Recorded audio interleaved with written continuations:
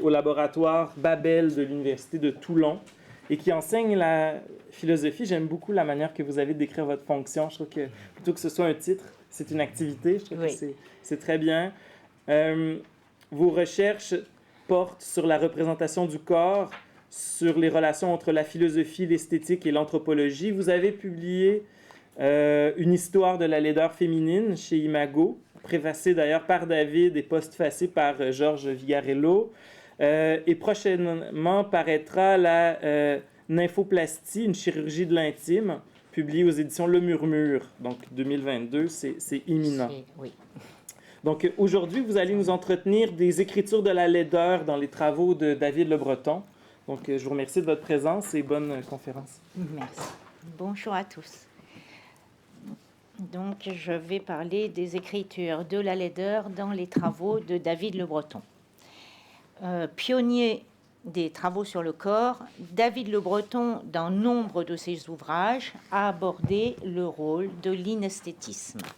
C'est la dimension novatrice de ses analyses sur la laideur que je propose d'exposer dans mon intervention à partir de 3 axes: la laideur fabriquée, la laideur subie et l'enlaidissement comme résistance.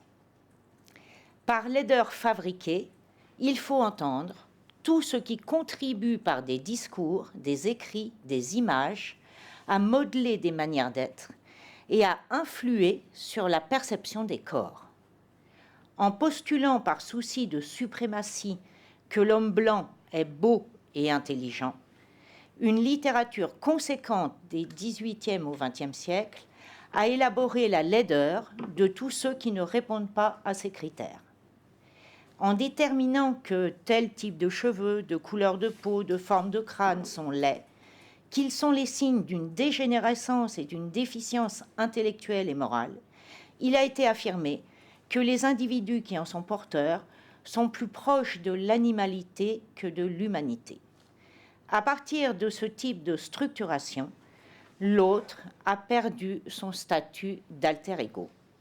On l'a résumé, comme l'écrit David Le Breton, à une face de rat, une gueule, une trogne, une tronche.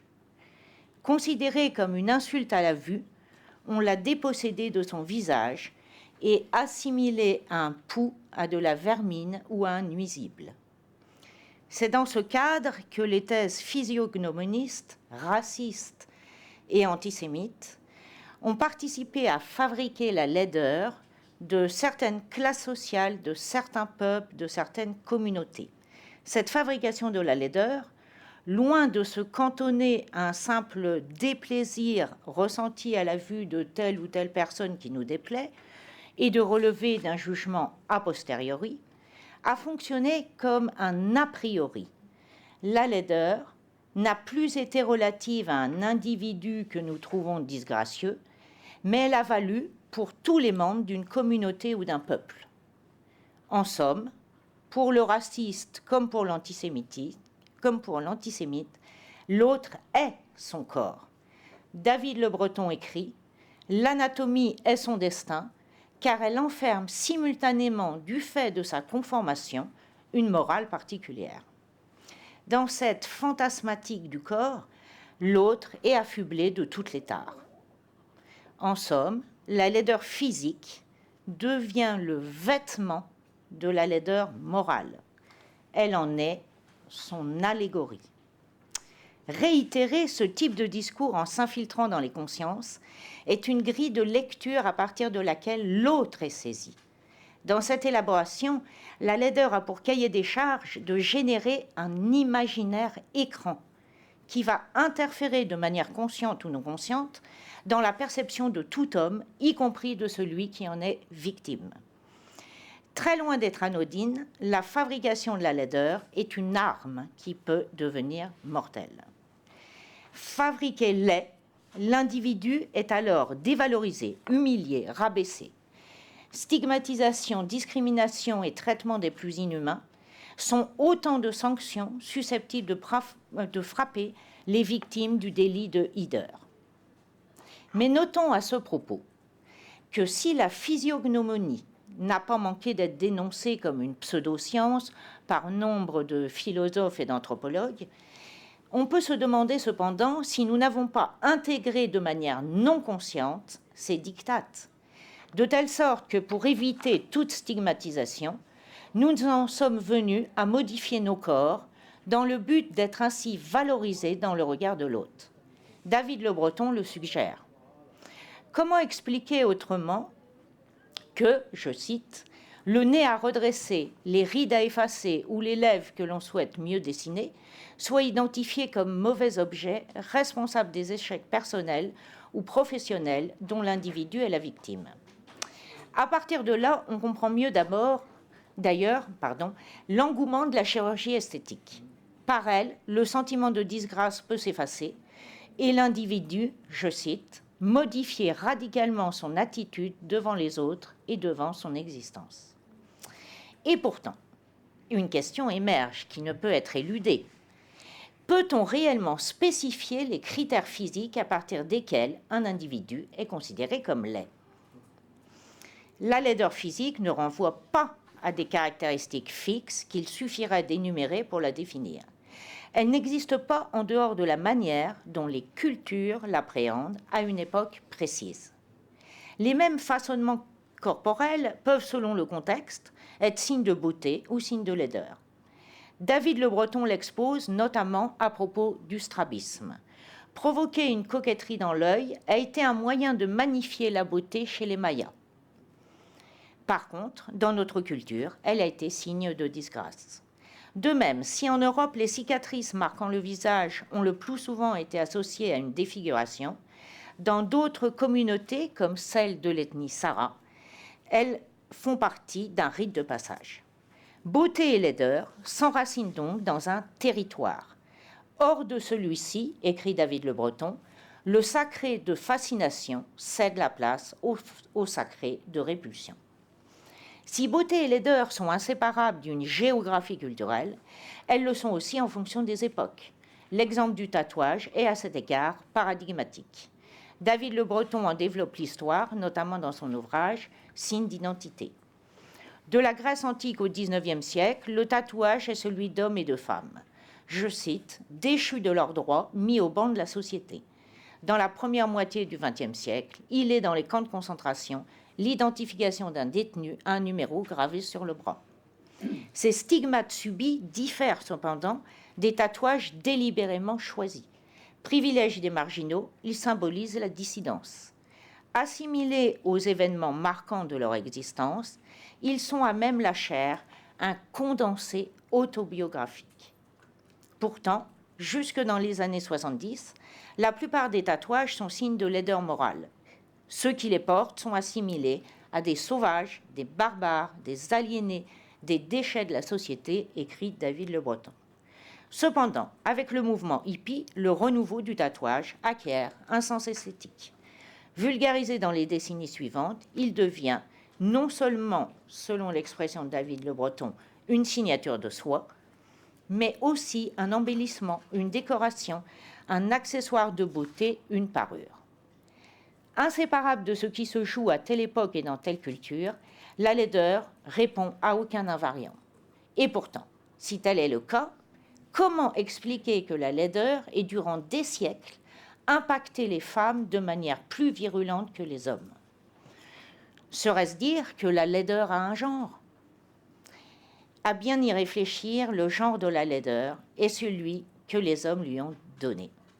En vilipendant les femmes, en les injuriant, les insultant, en les décrivant de sorcières, vieilles filles, furies, bas bleus, révolutionnaires, frustrées, les hommes ont fait de toutes celles qui refusent de se soumettre au patriarcat des monstres de laideur. Déviantes, les femmes ont été brossées en vieilles femmes hideuses et répugnantes. Mais elles ont lutté. Elles ont acquis leur indépendance. Au XXe siècle, si elles deviennent libres et autonomes, on assiste pourtant à une inflation sans précédent de l'apparence corporelle. Les femmes jugées disgracieuses font alors l'objet d'une stigmatisation et d'une discrimination sans précédent. On ne les considère pas coupables d'avoir mal agi, mais coupables de l'apparence qu'elles donnent à voir d'elles-mêmes. La laideur physique renvoyée à une absence de volonté et à l'incapacité de se façonner un corps à soi devient une faute sociale, un manque de savoir-vivre, l'expression du mépris de l'autre.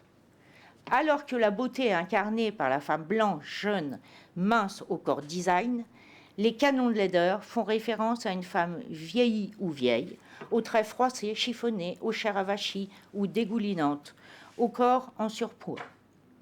Jeune ou vieux, l'homme physiquement disgracieux est par contre rarement critiqué. On le juge sur le registre de l'action ou de son œuvre. On lui prête d'emblée une profondeur. Il n'est pas à la surface de lui-même, écrit David Le Breton. Rien de tel pour la femme quand elle s'écarte de la norme jeunesse et beauté. Au cinéma, à la télévision, dans les publicités, invisibilisées mais aussi désexualisées, les femmes jugées laides sont condamnées à l'inexistence. Résumées à leur paraître, laides dans le regard des autres, elles deviennent laides à leurs propres yeux. Autrement dit, l'homme est cantonné à l'être et la femme au paraître, mais un paraître limité dans le temps, écrit David Le Breton. Beauté et laideur sont certes une histoire de regard, mais ce regard reste problématique. Problématique tant pour les femmes que pour tous les individus atteints dans leur chair. Alors qu'on pourrait penser que celui qui souffre d'un handicap serait plus enclin à maudire son sort et à envier celui des valides, en leur assénant nombre de reproches, paradoxalement, c'est l'individu bien portant qui s'autorise à moquer, à rabaisser, à avilir celui dont l'apparence diffère. Par des rires d'une redoutable violence, certains s'autorisent à blesser la dignité, à humilier, à entamer chez celui qui est visé toute estime de lui-même. De même, par une myriade de regards désobligeants, accompagnés parfois de paroles blessantes, l'individu accable celui qui, à ses yeux, n'a plus figure humaine. Ainsi, écrit David Le Breton, plus le handicap est visible et surprenant, le corps déformé, tétraplégique, un visage défiguré, plus il suscite socialement une attention indiscrète, allant de l'horreur à l'étonnement. En somme, pour toutes les personnes meurtries, la douleur se mue en souffrance. Souffrance quant à l'atteinte du corps, mais souffrance générée surtout par le rejet des autres. On comprend pourquoi, dans ce cadre, la laideur est ressentie comme une méta-qualité, c'est-à-dire la qualité de toutes les qualités. Toutes les facettes de l'identité du sujet passent avant tout par le filtre de ce qui est jugé comme une disgrâce. Dans ce type de situation, la société manque d'éducation. L'éduquer devrait devenir une nécessité. Si la laideur fabriquée et la laideur subie sont en corrélation, un troisième type de laideur s'en distingue, l'enlaidissement volontaire. Cet enlaidissement est de deux ordres. L'un est un divertissement, l'autre un moyen de résistance. En tant que divertissement, la laideur peut être provoquée temporairement. Par exemple, en grimaçant, on peut s'amuser à se rendre hideux. L'enlaidissement est alors un pouvoir et une liberté prise par l'acteur. Le grimacier, comme le dit David Le Breton dans son ouvrage sur le rire, se fait joueur de ses traits, explore les sensations qui traversent les muscles et s'amuse des réactions indignes ou complices de ceux qui le regardent. Outre les grimaces, on peut se grimer ou se travestir en une infinité de personnages tout aussi laids les uns que les autres. Se moquer de la forme de son corps et accepter d'être l'espace d'un moment la risée des autres n'est pas dérangeant. Ce type d'enlaidissement diffère cependant de celui qui est le signe d'une résistance face à un mal-être. L'enlaidissement dans ce cadre est alors une revendication. Mon corps m'appartient, j'en fais ce que je veux. Ce signe de liberté est non pas politique, comme chez les féministes des années 70, mais individuel. Cet enlaidissement est revendiqué notamment par certaines jeunes filles qui ont recours à la scarification. Le témoignage de l'une d'elles que cite David Le Breton dans La peau et la trace l'illustre. « Si je veux me graver, je le fais. Personne ne peut m'arrêter. Si je veux grossir, je peux. Si je veux avoir l'air laide, je peux. » Il s'agit là d'un autodénigrement, d'une tentative de bifure sur un texte d'existence devenu incontrôlable, écrit David Le Breton. Ce qui importe alors est de résister en essayant de naître de soi, de se mettre au monde. je cite, « d'avoir mal dans son corps pour avoir moins mal dans son cœur ». L'incision, ajoute David Le Breton, est d'abord une chirurgie du sens. Bien que différent à plus d'un titre, l'enlaidissement volontaire participe aussi de certains mouvements artistiques et musicaux. Par exemple, dans le milieu des années 70, les punks, dans le but de s'opposer aux conventions sociales, choisissent délibérément de se déparer. L'apparence vestimentaire, mais aussi le corps, sont mis à mal. Le corps, écrit David Le Breton, est brûlé, mutilé, percé, tailladé, griffé, scarifié, tatoué, entravé dans des vêtements inappropriés. La haine du social se retourne en haine du corps. L'absence de revendication des punks se résume en une simple intention. Celle, je cite, de mettre en scène une violence symbolique, de se livrer à un exercice de cruauté et de provocation par la laideur et la vulgarité. En somme, l'enlaidissement est une révolte, une entrée en résistance contre les normes et dictates de toutes sortes. Mais par là même, elle peut ouvrir sur la création d'autres possibles. Oui. En conclusion, la laideur dans les travaux de David Le Breton se structure autour de divers paramètres. La laideur morale, inséparable d'un pouvoir dont elle est toujours l'alliée, est une arme redoutable utilisée contre ceux que l'on veut disqualifier, inférioriser, humilier. Elle est celle qui, fabriquée par les mots, les discours, les écrits et les actes, engendre la déshumanisation, prive l'homme de son visage, refuse la pluralité et la diversité des êtres. Cette laideur laide, qui balaie tout principe de dignité, de respect, d'humanité, est proprement abjecte. La laideur physique, quant à elle, n'existe pas en dehors de l'appréhension que les individus peuvent en avoir. Toujours variable dans ses critères, elle est néanmoins un indicateur de ce que les individus dans telle culture et à telle époque renvoient dans les marges. Générée accidentellement ou par les signes du temps, la laideur physique dit le manque ou le déclin. Elle est subie et s'incarne dans le changement, la métamorphose, l'altération et la défiguration. La laideur est par là même mémoire, bibliothèque des traces, des marques, des cicatrices. Elle est écriture de la vie. La beauté, sa sœur par antonyme, est quant à elle hors du temps, immaculée et toujours jeune. Si beauté et laideur n'ont de sens qu'en fonction de la manière dont on les perçoit, on les pense et les verbalise, elles sont de ce fait inséparables d'un tissage intersubjectif et culturel. En somme, toute apparence physique peut potentiellement être appréhendée positivement, encore faut-il pour cela lutter contre toutes les formes de laideur morale. En dernier lieu, la laideur comme acte de résistance porte en elle la germination d'autres possibles. Je vous remercie. Merci.